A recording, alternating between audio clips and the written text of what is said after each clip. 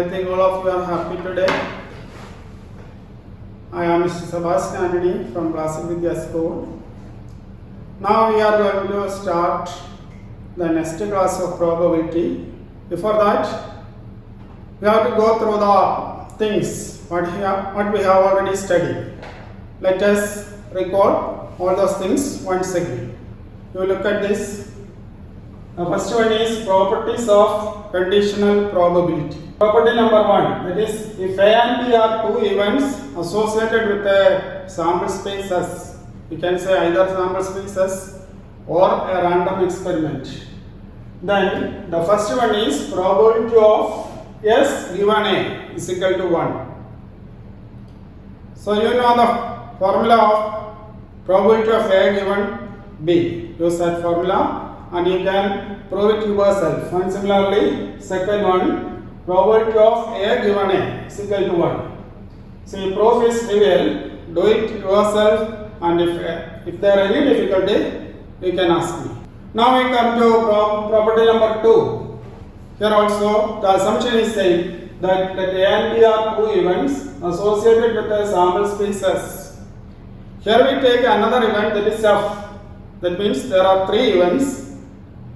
F is a third event defined on S. All these three events are defined on S, such that one condition is there, that is P of F not equal to 0. That means the probability of the event E F cannot be 0. It should be non-negative or it should be positive. Now, based on that, there are two things. The first one is probability of A union B given F, and it is equal to P of A given F plus probability of B given F plus minus, not plus, minus probability of A intersection B given F. You know the addition theorem. What is it? Probability of A union B. You know it. We have already studied the first year itself. That is probability of A union B is equal to probability of A plus probability of B minus probability of A intersection B. This is nothing but that formula, but there is an additional condition, that is F is given. Since we are studying conditional probability, so we have to write P of A union B given F. What is meant by given F? We have already studied. Given F means F has already occurred. Here we consider the probability of A union B under the condition that F has already appeared or occurred. So you have to rewrite the formula as P of A given F plus probability of B given F minus probability of A intersection B given F. Now let us come to another thing, that is disjoint events. What does it mean? Disjoint events means mutually exclusive. We have studied it. What is mutually exclusive? You refer back, you will get the idea of mutually exclusive. So, if A and B are disjoint events or mutually exclusive, then the formula changes. And we know disjoint sets have no common factor, so the number of elements in A intersection B is 0. So, what is its probability? The probability becomes 0, that's all. So, we avoid that last term. So, there are only two terms, that is probability of A union B given F is equal to probability of A given F plus probability of B given F. Okay. Now another one, that is third property. Here also we use the same. So you have studied P of A dash, that is an event and its complement A and A dash. Then you know P of A dash is 1 minus P of A, that is probability of the complement event is equal to the total probability, that is 1 minus probability of A. Here also the same, look at this, P of A dash given B is equal to 1 minus probability of A given B. We come to the conditional probability. So there is always an event which is occurred already. That is P of A dash given B is equal to 1 minus probability of A given B. Okay. Now let us try to prove this.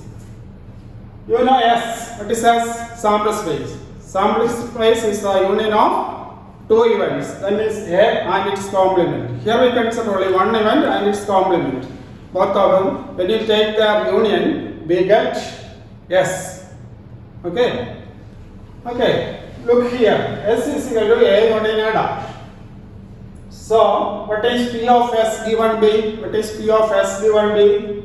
Say P of A union A dash given B. You can replace capital S using A union A dash. So that we get probability of S given B is equal to probability of A union A dash given B. But by property number 1, look at this, probability of S given B is equal to 1. So therefore, probability of A union A dash given B is equal to 1. That is, we replace probability of S given B using 1. Now we come to this, and you know A and A dash are disjoint events. They have no common factor. They are mutually exclusive. So how you can write this? Look at this. Probability of A given B, that union can be replaced by plus and it becomes probability of A dash given B. So their sum is 1. Or you can write P of A dash given B is equal to 1 minus P of A given B, or P of A given B is equal to 1 minus P of A dash given B. These three sets are the same. Remember that we are rearranging the terms and arrive at the formula according to our convenience. Okay, now let us come back to our next theorem, that is multiplication theorem on probability. This is also very important. Okay, see, we have studied this formula, that is P of A given B is equal to probability of A intersection B divided by P of B. Here also it is provided that P of B cannot be 0. That means the probability cannot be 0. So by cross multiplying you can write P of A intersection B is equal to P of B into P of A given B. That is, the denominator is going to the other side and becomes P of A intersection B is equal to P of B into P of A intersection B, and you name it as equation number 1. When you take down the note, you have to do all these things. Write the steps and mark the or name the equation as 1 and 2, etc. Okay, don't forget that. Now here also another thing. Probability of B given A, that also you can write. In that case we will write P of A intersection B divided by P of A. Here also P of A cannot be 0 because 0 division is not defined. Okay, so here also we can cross multiply the terms and we will arrive at P of A intersection B is equal to P of A into P of B given A. Whatever you write here, it should come in the denominator. Don't forget that. Look here also, if you are writing P of B, then the next term or next factor, that is P of A given B. Similarly here also. Now we look at 1 and 2. Now we are going to combine this 1 and 2. From 1 and 2 we have P of A intersection B is equal to P of A into P of B given A, or it is equal to P of B into P of A given B. This is known as multiplication theorem on probability. You studied already this. Now the extension, that is, we have written the formula in two sets. Suppose there are three events A, B, C. Then how will you write the formula? P of A intersection B intersection C is equal to P of A into P of B given A into, then you take the next event, that is C. At that time you take the intersection of the previous two sets, that is A and B. So in that case we will write probability of C given A intersection B. And suppose there are n events, sometimes it may be a number of sets, that is or events, that is A1, A2, A3, etc. All these events are defined on S, that is our sample space. If there is only sample space, then we can define events. So look at this, we are extending this result. Okay, now let us come back to today's course. Now we come to independent events. When we say two events are independent, see the condition, these two events A and B are said to be independent if the probability of one of them does not affect the probability of the other. It is important. This definition is also important. That is, the probability of one of them does not affect the probability of the other. In this case, what is P of B given A? You know, and we have two events. The probability of A does not affect the probability of B. Then what about P of B given A? Here, P of B given A is equal to P of B. Since the probability of A does not affect B, whether A occurred or not occurred, that is not a problem. We are not bothered about it. We are dealing with only B. So, P of A intersection B can be written as P of A into P of B. Instead of P of B given A, we are writing P of B since the 10 events are independent. Now, there should not be any confusion with mutually exclusive and independent events. You know both. Mutually exclusive means two events are said to be mutually exclusive if the occurrence of one avoid the occurrence of the other. What about independency? Independent means the probability of one does not affect the probability of the other. Look at this. See, in mutually exclusive events, they have no common outcome. Independent events may have common outcomes. It deals with the probability. Independent events deals with probability, and mutually exclusive events associated with occurrence of events. Now let us note this.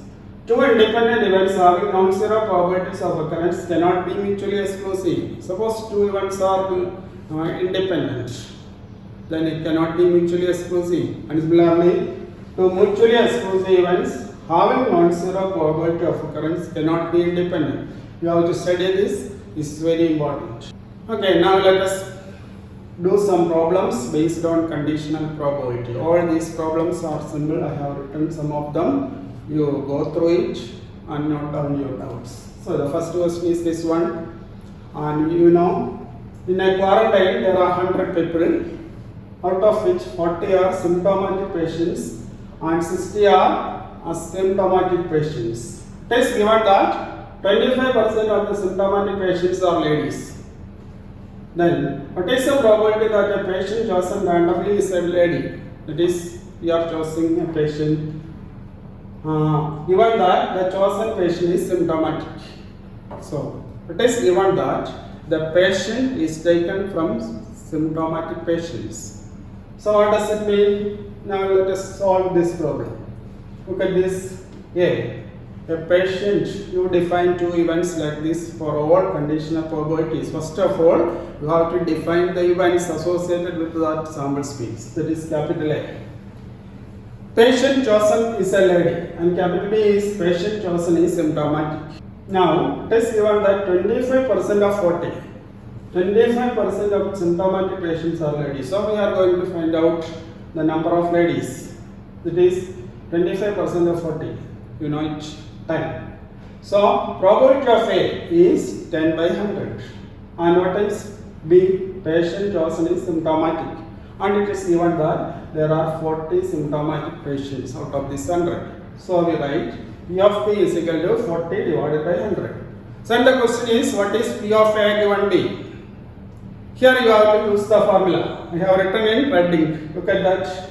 P of A given B is equal to P of A intersection B divided by P of P. That is our general formula. Now you substitute for all these things. Then you will get the answer as 1 by 4. The question is very simple. Okay. Once again, suppose you are appearing for a competitive examination, then how will you write the answer of this question? You need not write all these steps. You can directly write the answer. So what is the question? It is probability of A given B. That means B happened. That is, we are considering only symptomatic patients. How many of them are there? Only 40. And out of these 40, how many of them are ladies? Only 10. So what is your answer? It's very simple. You write the required probability is 10 by 40. That is 1 by 4. That's all. Okay? What the idea? Now we come to problem number 2. Say that. Evaluate probability of A union B if 2 P of A is equal to P of B is equal to 5 by 13 and P of A given B is equal to 2 by 5. Then evaluate P of A union B. First of all, whenever you get a question, first of all you write not down the given things. Always some things are given in the question itself. First of all you write all those things. It is P of A, 5 by 26, it is clear from this equation. And what is P of B? It is 5 by 30. Then P of A given B, it is given in the question itself. You write it. Okay. After that you write our formula. That is written in red ink. That is probability of A intersection B is equal to P of A intersection B divided by P of B. Now you cross multiply, then substitute the values, and we will get a 2 by 13 first. Then apply another formula. We need probability of A union B. So you have to use the addition theorem. That is probability of A union B is equal to P of A plus P of B minus P of A intersection B. Then come to the answer. Okay. Okay, let us come back to another question. Okay, look at this. This is also an important question. So, on your notebook, you have to take down all this, and without looking on the right side, you try to answer these questions. Okay, then you can score high marks. If you feel any doubt, you can look at the right side. Otherwise, by looking at the question alone, you do the problem. Okay, let us check this. Okay, a die is thrown 3 times. You know a die. And capital A is an event. Always capital A stands for event. 4 is on the third throw. And capital D is 6 on the first and 5 on the second throw. If so, what is P of A given B? That is our question. So you know in this case, how many sample points are in the experiment of tossing a die? 6. And we are tossing the die 3 times. So what is n of s? That is the total number of outcomes. That is, you just multiply 6 into 6 into 6. That is 216. You need not write all the elements in that sample space. It is very difficult. So what we need is n of s. You write 6 cube. 6 into 6 into 6. Okay. Now we concentrate on B. What is B? 6 on the first and 5 on the second, so it cannot be changed. 6 and 5 are fixed. So you write all outcomes beginning with the 6 5. So we write 6 5. And now the third die is changing. So it can go from 1 to 6. So how will you write? Look at this. 1 2 3 4 5 6. So there are 6 outcomes available to B. Now we study what is A intersection B. How will you find out A intersection B? For that, you once again read what is A. There 4 is on the third throw. That means the third outcome should be 4. So A intersection B is 6 5 4. Now you apply the formula. Very simple question. Okay, did you understand? Try to do it yourself. Now we come to problem number 4. This also important. So I have written only important questions. Okay, you can do the exercise yourself. Okay, description. A black and red die are rolled together. Always you concentrate on question and read it once or twice or thrice. Then only you can answer properly. Don't forget that. Repeatedly read the question. Okay. Now, question number 1. Find the conditional probability of obtaining a sum greater than 9. Given that black die resulted in 5. Okay, now let us concentrate on the first part. Find the conditional probability of obtaining a sum greater than 9. That means the sum of the digits must be greater than 9. And it is given that black die resulted in 5.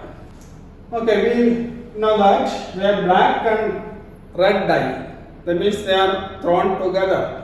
So what is the sample space? Since there are only 2 throws, we can write n of s 6 into 6, that is 36. Now we concentrate on A. A and B is important. Okay, what is A?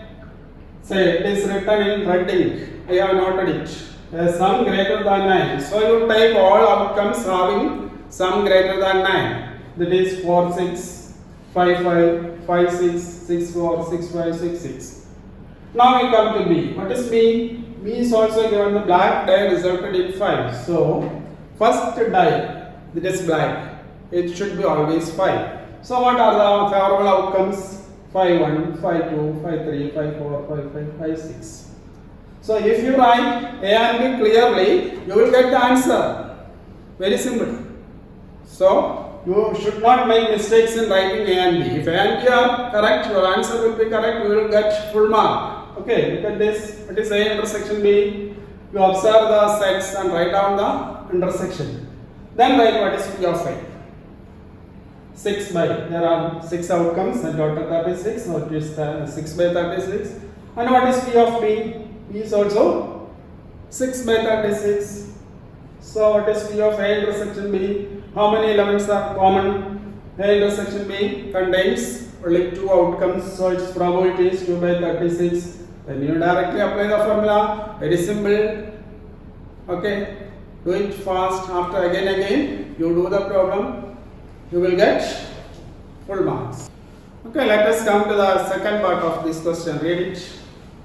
Find the conditional probability of obtaining a sum 8. See, the question is different. Sum greater than 9. Here the sum is 8. Given that red die resulted in a number less than 4. So you have to concentrate on this one. It is a sum 8. And red die resulted in a number less than 4. Okay, let us find out the solution. Say part 2 of the above question. Say what is A? A is the event getting a sum 8. So we write only those terms whose sum is 8.